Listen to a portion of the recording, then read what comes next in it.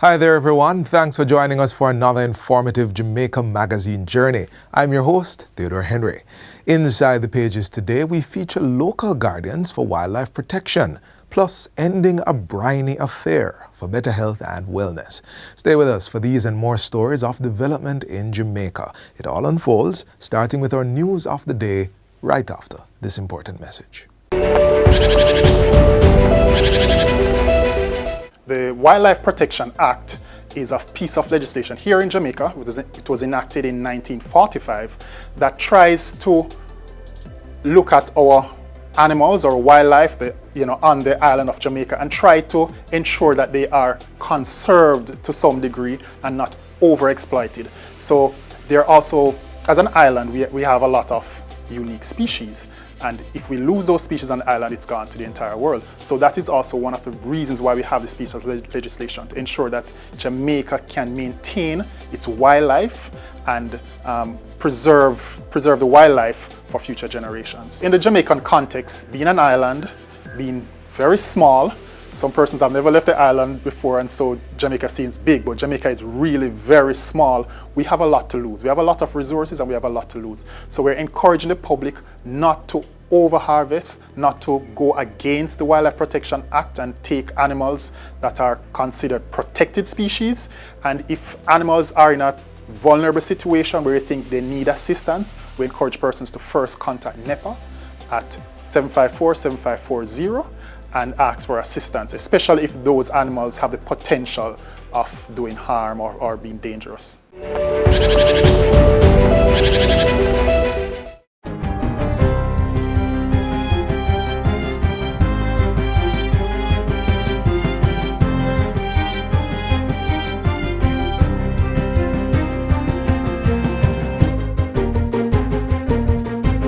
Good day, I'm Twyla Whelan and this is your JS News for Monday, March 3, 2025. Both houses of Parliament have now passed legislation seeking to make Portmore Jamaica's 15th parish and the first new parish to be named post-independence. The legislation was passed in the House of Representatives on February 11 and the Senate followed suit last Friday, giving assent to the Counties and Parishes Amendment Act 2025. 10 government members voted in favor of it, with 4 opposition members voting against following the call for divide. 4 senators were absent. Leader of government business in the Upper House and Minister of Foreign Affairs and Foreign Trade, Senator Kamina Johnson-Smith, piloted the legislation. She says the bill, through its conferment of parish status on Portmore, seeks to significantly open the door of economic, social and political development for its residents. The transformation of Portmore into a parish is not only a value proposition in its own right and want to give greater equity to the citizens of Portmore, but it's also a part of this administration's work to change the total architecture of Jamaica into a fully modern country, economically, socially, and politically speaking, so that all Jamaicans are proud of their country in the most complete way. So the Parliament will declare the parish, and then the boundaries will be sorted using the normal mechanisms of the ECJ thereafter. The St. Catharines South Police Division is reporting a 10% reduction in major crimes since the start of the year when compared to the same period in 2024. There is also a 57% clear-up rate in cases, especially murder, for the division, which comprises Portmore, Central Village and Old Harbour. Commanding Officer of the division, Superintendent Leighton Gray, updated Prime Minister Dr. Andrew Holness while on a tour of the Portmore Resilience Park on Friday. Superintendent Gray attributes the success to support from other police divisions and the residents. They themselves are pleased to see the police in the space, the Gregory Park space, the Central Village, the Old Harbour, yes. And with the new police post in Gregory Park. It has been tremendous. The residents welcome it so much that is now the hub where we actually have that meeting. The persons come and hang out even with the police, build that level of camaraderie. Prime Minister Holness says the model of the new container police post in Gregory Park will be expanded to other areas. We are very happy with the progress being made with that new installation. Yes, sir. It's something that we will probably replicate in other hotspot communities. Meanwhile, The Prime Minister says the Portmore Resilience Park is to be the pride of parks across the island. The commitment we make is that all parishes in Jamaica will have a parish park. So Portmore, which will become the newest parish for Jamaica, this will be its parish park. And the name says it all. Resilience, the ability to withstand shocks and hardships, absorb and recover, but recover even better than you were before, of your own will and volition. And that is what we see in Portmore. During a tour on Friday, Dr. Holness revealed that the work was at the 50% mark and the project was on target to be completed within budget by September this year. The Urban Development Corporation, UDC, will be responsible for the maintenance of the modern, multifunctional park that's designed to enhance residents' quality of life. The UDC is coming alive, and you're going to see many more projects like this. You know, Harmony Park has transformed Montego Bay, literally. When you go there and you see the energy, it's transformational. I expect no less of this park, and in the coming budget you will hear some announcements of other parks for which we expect the UDC to play a role. An additional wing is to be constructed at the St. Thomas Drop-In Centre, providing another 16 beds to accommodate homeless persons in the parish. Minister of Local Government and Community Development Desmond McKenzie says the procurement process is almost complete and funds are already available for the project. Once the procurement is completed, work will commence on the new wing of the drop-in centre. I must emphasize that based on the survey that we have done, there is an increase in the street population, the homeless population here in St. Thomas, and it is important that we provide the facilities as best as we can. Minister McKenzie gave the update as he toured several key local government facilities in St. Thomas last week. Among them was the parish infirmary, where he revealed that remedial works would be done on the female ward. Meanwhile, the St. Thomas Municipal Corporation is expected to house over 700 staff members when the new facility, located within the Morant Bay Urban Centre, is completed later this year. We are looking at a possible 6 months to fully conclude and occupy this building. There are still some minor works to be done, and those works would not impede the progress that we expect to make in making this facility ready before the end of this year. Local Irish potato farmers are primed to produce sufficient yields to boost national output significantly for 2025 and beyond. That's the word from Minister of Agriculture Floyd Green. While on a recent tour of production zones in St. Ann, the minister said he was impressed with the work farmers had put in despite the challenges. Thankfully, we've seen better weather as well, so our farmers are looking good. On the Irish potato side, we're seeing heightened productivity, and that's excellent for our farmers because they've been through 2 difficult years, and we know that this year they will see a return to profitability. A major focus of the minister's tour was an inspection of catchment tanks to assess their effectiveness ahead of the upcoming dry season. Among them was one with a capacity to hold over 2 million gallons of water, which was constructed in Hindstown last year at a cost of $8 million. I'm very happy to come back this year and to see that it is in operation. It is operational. We would have gone through a period of extensive rainfall and it would have caught the water. So thankfully, we're still getting good weather, but we know a dry period will come. And when the dry period will come, the farmers in this area will be able to continue planting. 11 such ponds have been completed across key agricultural zones to help farmers build resilience during dry periods. Minister Green is encouraging farmers who have benefited from these catchment ponds to explore the production of other crops that could offer higher returns. And finally, $3.19 billion has been allocated to support administrative duties for the holding of a general election, which is constitutionally due this year. The funds are outlined in the recurrent budget of the 2025-2026 estimates of expenditure. The breakdown shows $1.24 billion going towards the registration of voters, purchase and production of ID cards, and to produce an updated official voters list. Another $1.95 billion will directly support the holding of the election. Of this figure, $67 million will be used to purchase equipment. And that's it for JS News Today. I'm Twyla Whelan. Thanks for watching.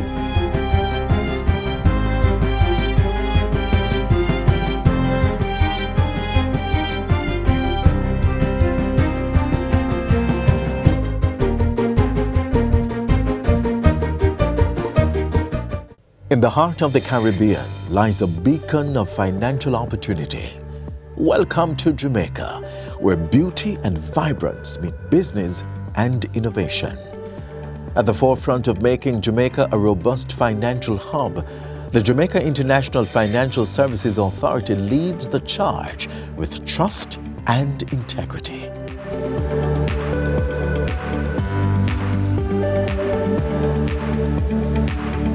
Here at GIFSA, our mandate is centered around stimulating economic growth and investment in the Jamaican economy through legislation.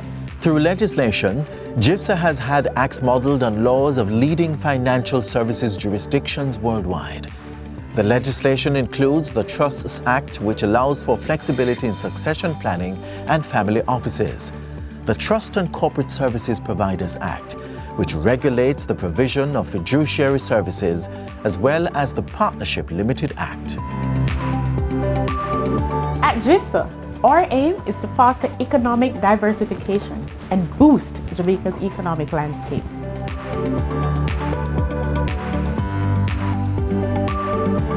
GIFSA takes pride in cultivating a business environment that supports growth and sustainability through innovation. GIFSA is a partner that will guarantee new opportunities.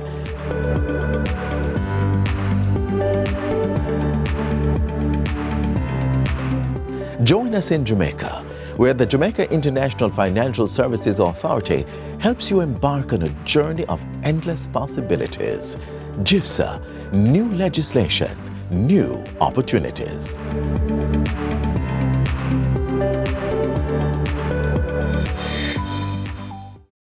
The universe is said to have everything in it to strike the perfect balance for our existence. But it's a balance we must strive to preserve in order to sustain life. Leading today's feature segment of the magazine is a look at entities preserving this balance by protecting Jamaica's wildlife.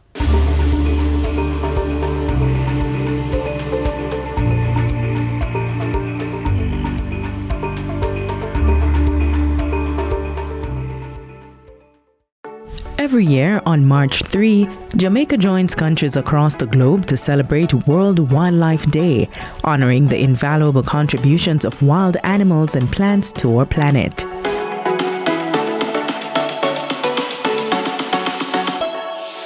This year's theme, Wildlife Conservation Finance, Investing in People and Planet, emphasizes the critical role of sustainable funding in preserving our natural heritage.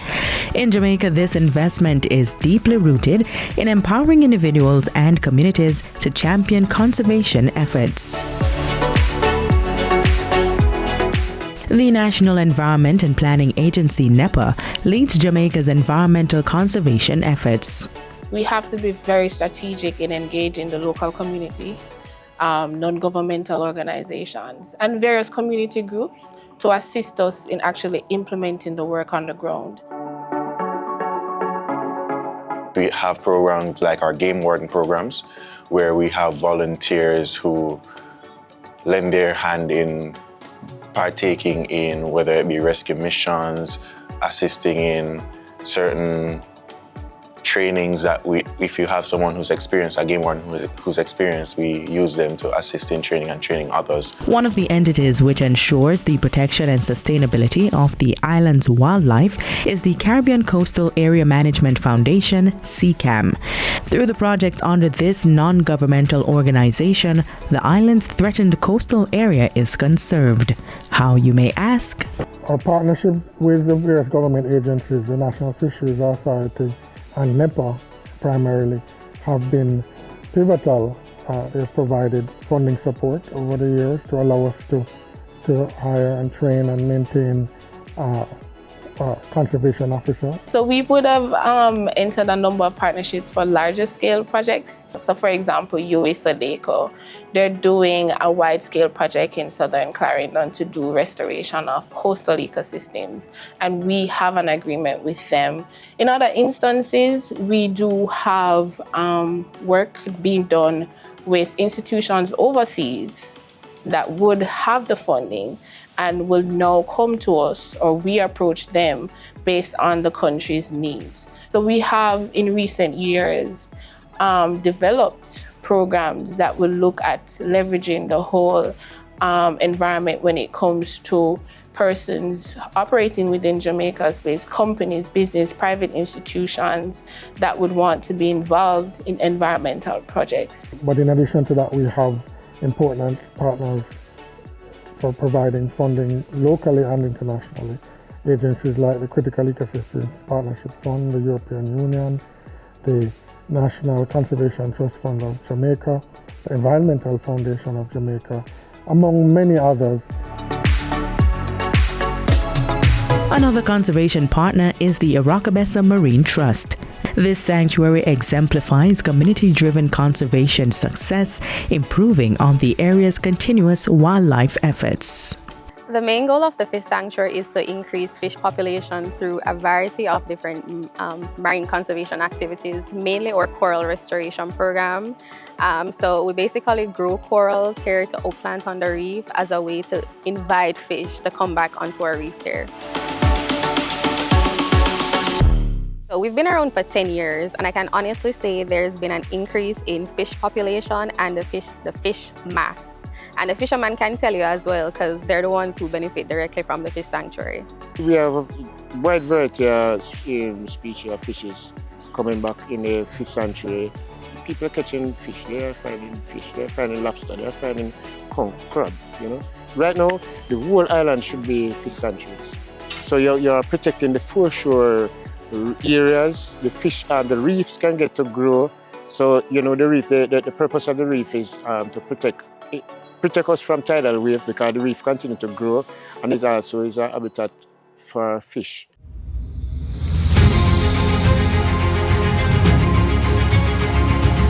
These management measures remind us that the strength of wildlife conservation lies with investing in our people, empowering communities, fostering innovation, and ensuring that every step we take is for a healthier planet. This World Wildlife Day, let us commit to protecting our natural heritage by nurturing the human spirit behind every conservation effort.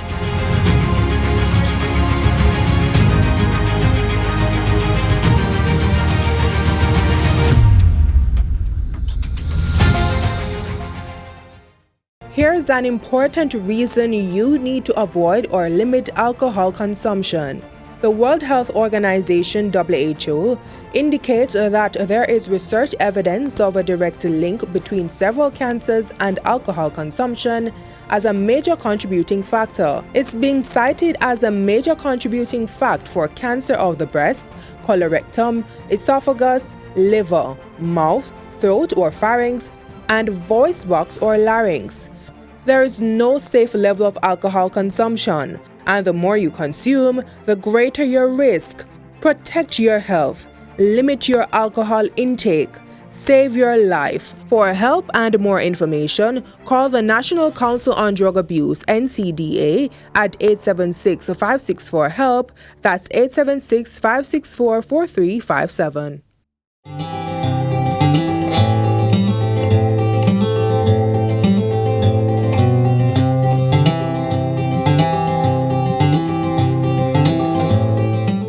Non-communicable diseases, NCDs, or lifestyle diseases are largely preventable, but still remain among the major causes for deaths in our population. In the few remaining minutes of Jamaica Magazine, we'll examine one of the significant factors for NCDs and what you can do and how the government is helping. Most of us are very familiar with salt. The most common is table salt. The chemical name is sodium chloride, and it's a common component of the food supply in most countries. There are several other sources of salt, including monosodium glutamate or MSG as it's commonly known, and sodium bicarbonate or baking soda. Salt is commonly used to flavor food and is used as a binder, stabilizer, as well as preservative.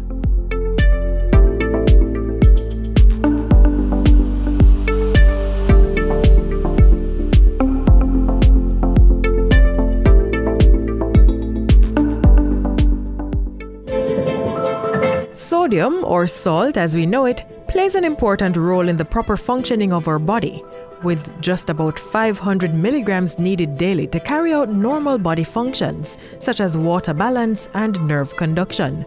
However, most of us are consuming much more than is needed.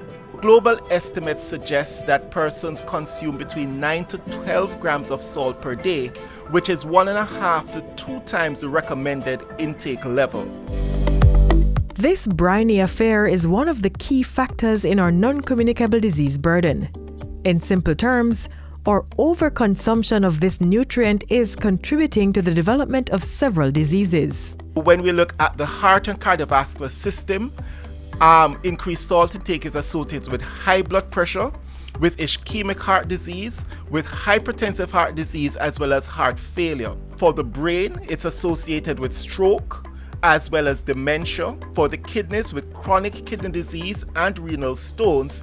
For the stomach, there's an association with increased risk of stomach cancer. For the bones, there's problems related to osteoporosis. High blood pressure or hypertension affects 1 in 3 Jamaicans, and another third is pre-hypertensive. Salt consumption is also often accompanied by increased intake of calories, which increases the propensity for obesity.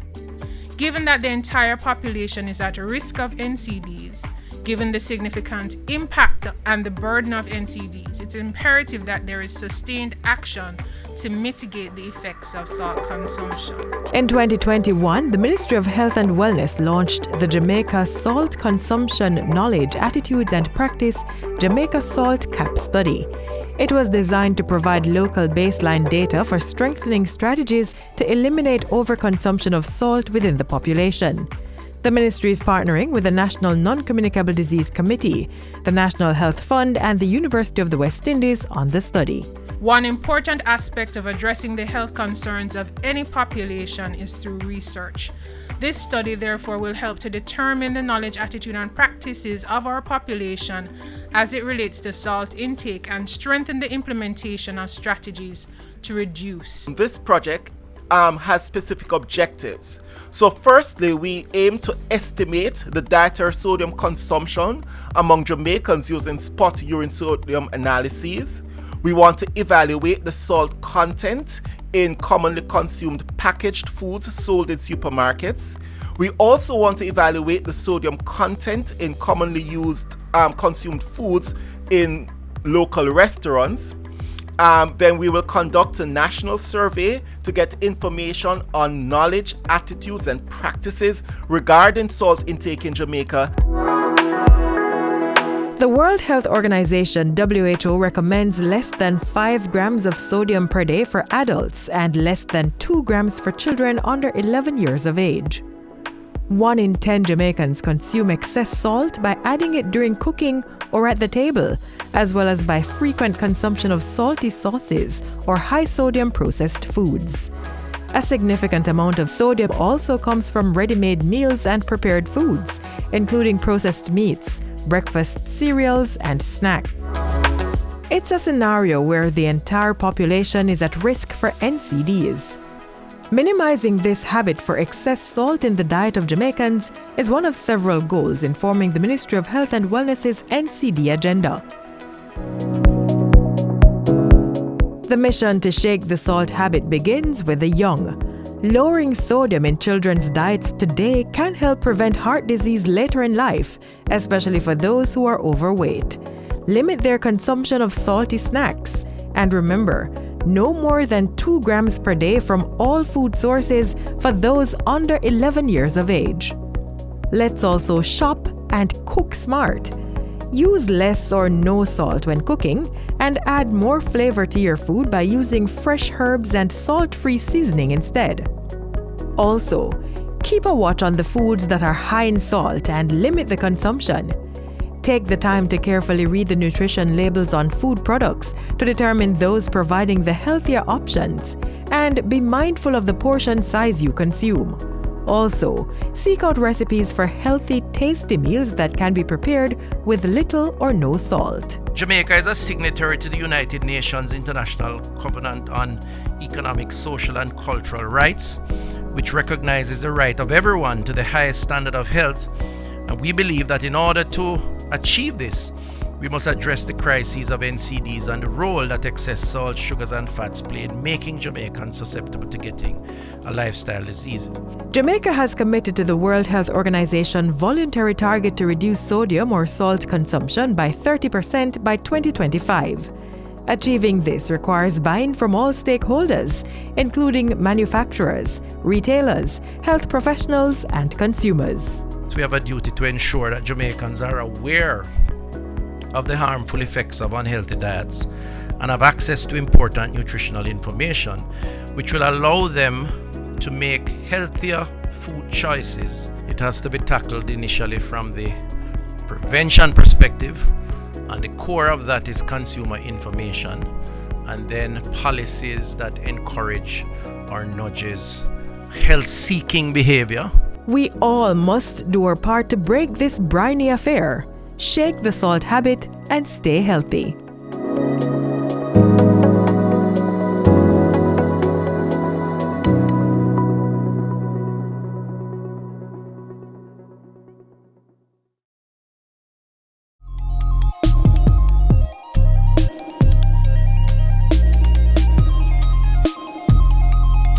Having water problems? Can't pay your bill? Well, 2025 is your year. The National Water Commission NWC 3-month amnesty is still running. If you've been disconnected for 2 years or more unpaid water bills, or you're a pensioner, eligible path beneficiary with outstanding debts to the NWC, the government is giving a financial reprieve. The NWC will write off the debt totally and waive your reconnection fees.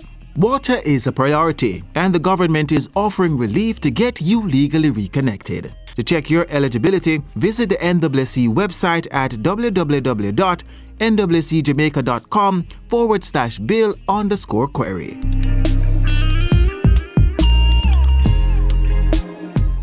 Our half-hour journey through the pages of Jamaica Magazine ends right here for today. But please join us again tomorrow on this station for more news, features, and information you can use to live, to work, to raise families, to do business, and of course, retire in paradise. In the meantime, visit our website, jis.gov.jm, for this and other offerings. On behalf of the entire production team, I'm Theodore Henry. Till next time, take care. This has been a production of the Jamaica Information Service, the voice of Jamaica.